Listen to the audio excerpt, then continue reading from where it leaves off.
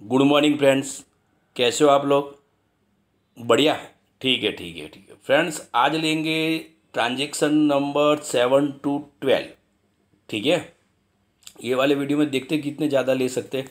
ठीक है, income tax liability number 7, क्योंकि 1 to 6 तो हम प्रीवियस वीडियो में कंप्लीट कर चुके थे। यहाँ पे number 7, income tax liability is now payable 30,000, it is not recorded in book. यानी ये लायबिलिटी इनकम टैक्स की बुक में रिकॉर्ड ही नहीं है, तो फिर तो सीधी बात है उसको रियलाइजेशन अकाउंट में ट्रांसफर करने की रिक्वायरमेंट ही नहीं होगी, क्योंकि जो एसेट्स और liabilities eight the time of dissolution balance sheet में मौजूद होती है, यानी जिनकी बुक वैल्यू होती है वही ट्रांसफ़र होती है रियलाइजेशन अकाउंट में। यहाँ तो बुक में है ही नहीं, सीधा ही पेमेंट करना पड़ेगा। तो जर्नल क्या होगी? जर्नल होगी friends realisation account debit, realisation account debit to cash and bank account, cash oblique bank account. How much, कितनी थी? तो फ्रेंड 30,000 वही थी ना फ्रेंड, 30,000 मेरे ख्याल से। ठीक है ठीक है, यानी कैश जा रही है क्योंकि आप पे कर रहे हो लायबिलिटी, इनकम टैक्स लायबिलिटी जो बुक में नहीं है। डन, तो उनका पेमेंट कर रहे हो आप, तो कैश जा रही है, तो डेबिट वर्ड कम्स इन, क्रेडिट वर्ड गोज आउट, यानी कैश जा रही है। चलो ठीक है फ्रेंड्स, तो ये वाली जर्नल यहाँ पे कंप्लीट हो गई।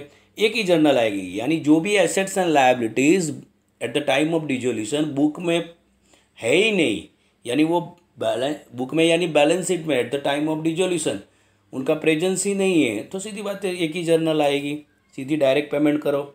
Number 8, after the making the payment of all liabilities and loan, यानी सब लाइबिलिटीज़ का और लोन का पार्टनर्स की जो भी उन्होंने प्रोवाइड किया वो पेमेंट हो गया। ठीक है, सरप्लस 1,20,000 है उनके पास, and profit sharing ratio A B and C there are 3.5:3:2 है। यानी after making a payment of all the liabilities even loan which are provided by partners to the partnership firm, surplus पड़ा हुआ है उनके पास 1,20,000। तो ये सरप्लस हम पढ़ चुके हैं, the sequence of the distribution of cash at the time of dissolution, कि सबसे पहले कि इनका पेमेंट होता है, यानी यहाँ तो सबका पेमेंट हो गया, अब सरप्लस पड़ा है तो which are distributed among all old partners, यानी यहाँ तो there are 3 partners A B and C with their old profit sharing ratio, यानी 5:3:2 में डिस्ट्रीब्यूट कर लेते। चलो प्रॉफिट पड़ा हुआ है तो सीधी बात है ना, सरप्लस, यानी तो जर्नल क्या होगी फ्रेंड? जर्नल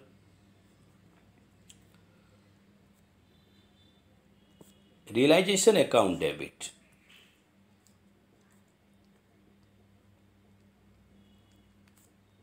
प्रॉफिट पड़ा हुआ है उसी हिसाब से लेते हैं, to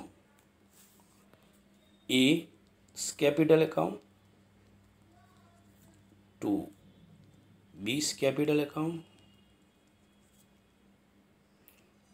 to C capital account, यानी 1,20,000 5:3:2 में डिस्ट्रीब्यूट करेंगे फ्रेंड्स, 5:3:2 यानी 60, फिर 36 एंड 24। Clear friends? तो ये हो गए डिस्ट्रीब्यूट, यानी ये अकॉर्डिंग टू प्रॉफिट डिस्ट्रीब्यूट किया। अब जैसे ही कैश में पेमेंट करोगे आप, यानी ये प्रॉफिट होता तो कैश में पेमेंट करोगे, तो ये तीनों के तीनों कैपिटल अकाउंट डेबिट होंगे विथ 60,000, 36,000 एंड 24,000, और सरप्लस पड़ी हुई वो कैश में होगी तो cash and bank account credit होगा। ये प्रॉफिट वाली जर्नल होगी। मान लो कि प्रॉफिट जनरेट हुआ है वही अमाउंट का, ठीक है, कैश में पेमेंट करना होगा तो तीनों के कैपिटल अकाउंट यानी एस बीस and seize capital account debit करना पड़ेगा आपको, डेबिट द रिसीवर तीनों के, वही 60, 36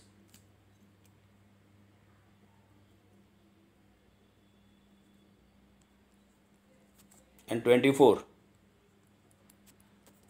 to cash and bank account.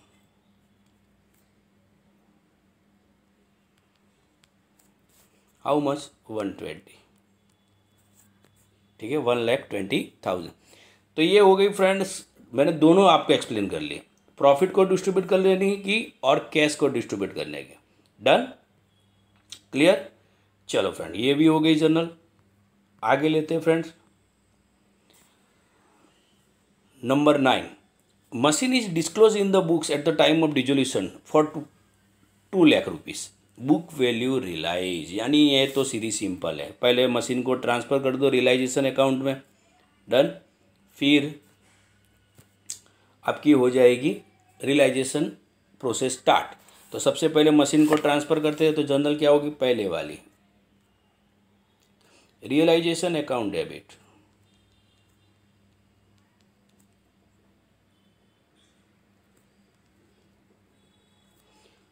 To machinery account. How much? 2 lakh rupees.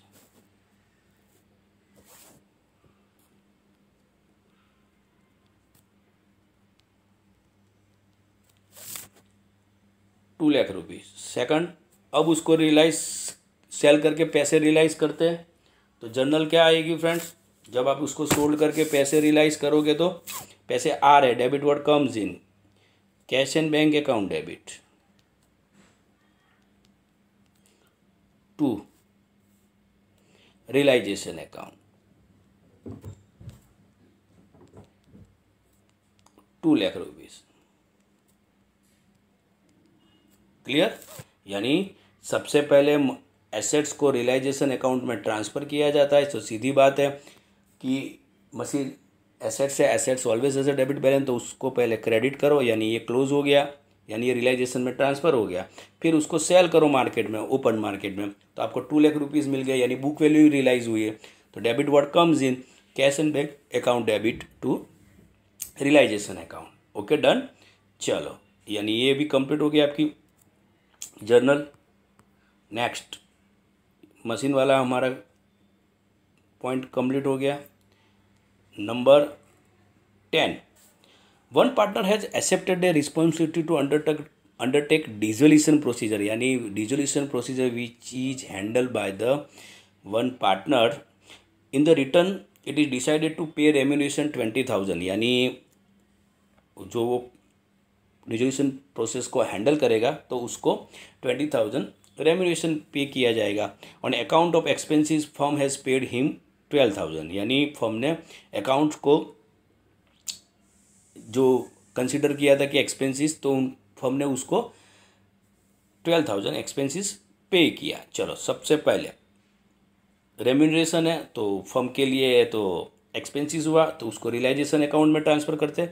कितना फर्म ने डिसाइड किया था रेम्यूनरेशन? 20,000। तो जर्नल लिखेंगे रियलाइजेशन अकाउंट डेबिट, पहली वाली,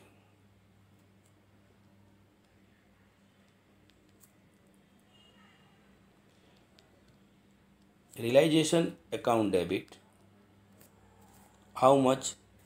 20,000 टू पार्टनर्स कैपिटल अकाउंट, यानी जो पार्टनर होगा वो friends, partners capital account, how much? 20,000। चलो, यानी ये हो गई remuneration which is paid by the firm to the partner. अब उसमें से एक्सपेंसेस, यानी ये 20,000 में एक्सपेंसेस भी इंक्लूड है, क्योंकि फर्म ने तो 20,000 टोटल पेमेंट करना है और उसमें से 12,000 का एक्सपेंसेस आया, अभी फर्म पे करेगी तो, बट वो तो देना किसको पड़ेगा? पार्टनर्स को ही ना, जो पार्टनर ये डिजोल्यूशन प्रोसीजर हैंडल कर रहा है, तो उसका capital account debit the receiver, उसका कैपिटल अकाउंट डेबिट कर लो, यानी यही जो क्रेडिट हुआ होगा वही डेबिट कर लेते हैं। तो पार्टनर्स, फिर से फर्म ने तो बोला हुआ है कि हम आपको 20,000 देंगे, जो भी एक्सपेंसेस हो गए वो आपके, हमारे नहीं। पर यहाँ तो एक्सपेंसेस फर्म पे करी है, तो फर्म क्या करेगी, अभी तो पे कर देगी 12,000, पर उसका कैपिटल अकाउंट डेबिट करके उतनी अमाउंट उसकी रिड्यूस कर देगी। तो पार्टनर्स कैपिटल अकाउंट डेबिट 12,000, यानी अब पार्टनर को 8,000 ही मिलेंगे। कैसे, यहाँ 20 क्रेडिट हुए, 12 डेबिट हुए, तो उसके पास तो 8,000 ही आएंगे ना। तो फर्म ने तो बोला हुआ है कि हम आपको 20,000 रेम्यूनरेशन देंगे विच इंक्लूड डिसोल्यूशन एक्सपेंसेस। चलो, partners capital account debit to cash and bank account,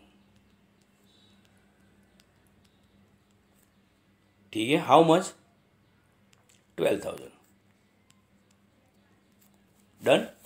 चलो, ये हो गई हमारी, यानी पार्टनर्स इसमें से कितना अर्न कर पाए, 8,000 अर्न कर पाया, क्योंकि सीधी बात है कि 20 मिले उसको, उसमें से 12 का तो एक्सपेंसिस हो गया। यही था नंबर 11। चलो ध्यान से फ्रेंड्स, ये वाला भी अच्छा है। There are debtors of 1,20,000 and creditors of 60,000 at the time of dissolution firm. One partner has taken at debtors 20% less than book value, यानी एक पार्टनर लेके जा रहा है debtors 20% less than book value, बराबर, एंड एक्सेप्टेड टू पे the creditors, यानी उसमें से उसको जो पेमेंट मिलेगा वो उसका पेमेंट कर देगा क्रेडिटर्स का। चलो, वो तो बात सही है कि एक पार्टनर डेटर्स और क्रेडिटर्स दोनों लेके जा रहा है, पर सबसे पहले फ्रेंड ये दोनों को, पहले तो बुक में है ही, तो पहले तो दोनों को हम ट्रांसफ़र कर देते हैं कहाँ पे, रियलाइजेशन अकाउंट में। चलो, तो दोनों को एक साथ ट्रांसफ़र कर देते थे। तो देखो ध्यान से फ्रेंड्स, चलो तो सेपरेट लिख देता हूँ आपके लिए। सबसे पहले डेटर्स को ट्रांसफ़र करेंगे, debtors always has a debit balance, तो पहली वाली एंट्री कौन सी आएगी फ्रेंड्स, चलो सीरियल नंबर ही मार देते हैं। Number 1, realisation account debit, realisation account debit to debtors account, to debtors account, तो डेटर्स एसेट्स है, assets always has a debit balance, तो उसको क्रेडिट कर लो 120 120। चलो फ्रेंड्स, यानी ये फ्रेंड्स आपकी नंबर 1 कंप्लीट हो गई। नंबर 2, अब क्रेडिटर्स को ट्रांसफर कर देते हैं रियलाइजेशन अकाउंट में, तो जनरल क्या होगी, creditors liability, liability always has a credit balance, उसको डेबिट कर लो। तो creditors account debit, creditors account debit to realisation account, to realisation account. चलो फ्रेंड, यानी ये दोनों ट्रांसफ़र हो गए, हाउ मच, 60,000 60,000, यानी अब दोनों, यानी एसेट्स एंड लायबिलिटी, यानी डेटर्स एंड क्रेडिटर्स आपके रियलाइजेशन अकाउंट में चले गए। अब फ्रेंड नंबर 3, अब ये डेटर्स कौन लेके जा रहा है, कौन लेके जा रहा है, एक पार्टनर, विच प्राइस, 20% लेस, यानी 120 का 20% लेस। चलो, जो लेके जा रहा है डेटर, तो डेबिट द रिसीवर, तो partners capital account, current account oblique कर सकते हो आप, पार्टनर्स कैपिटल ऑब्लिक करंट लिख सकते हो, ठीक है, पर यहाँ पे जगह की, ठीक है, मैं कैपिटल ही लिख देता हूँ, करंट भी लिख सकते हो oblique, capital account debit, how much, 96,000,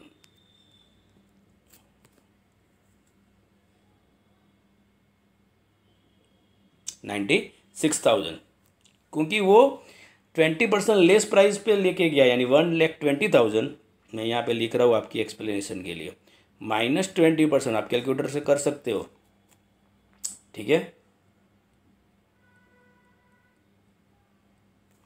2 कहाँ पढ़े आपने, डेटर्स कौन से अकाउंट में पढ़े, रियलाइजेशन में, तो सीधी बात है रियलाइजेशन अकाउंट को क्रेडिट कर दो, तो रियलाइजेशन अकाउंट 96। चलो, ये ख़त्म हो गई कहानी हमारी डेटर्स की।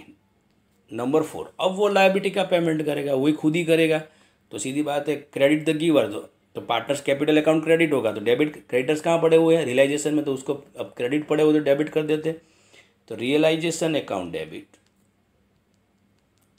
यहाँ तो कोई प्राइस चेंज नहीं करनी, यानी वैल्यू चेंज ही नहीं हो रही है, वही की वही है 60,000। 2, credit the giver to partners capital account,